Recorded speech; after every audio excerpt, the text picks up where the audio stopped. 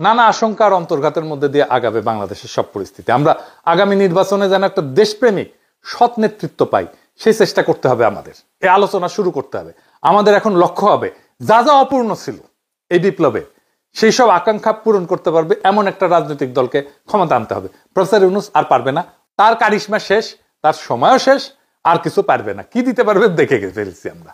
যেন বিপ্লবকে আমরা নির্বাচনের পরে পূর্ণ করতে পারি, সেই লক্ষ্যে আমরা আমাদের মনোযোগ দেব। আমরা কেবল অভিযোগ করে বসে থাকলে আমাদের ভবিষ্যৎ কেউ চুরি করে নেবে।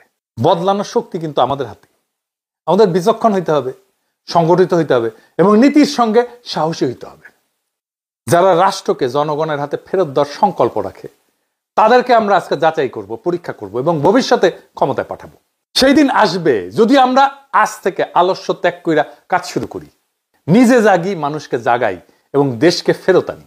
তাহলেই আমরা বেহাত বিপ্লবকে সার্থক করে তুলতে পারবো। সেই দিনের অপেক্ষায় আমরা সবাই আছি।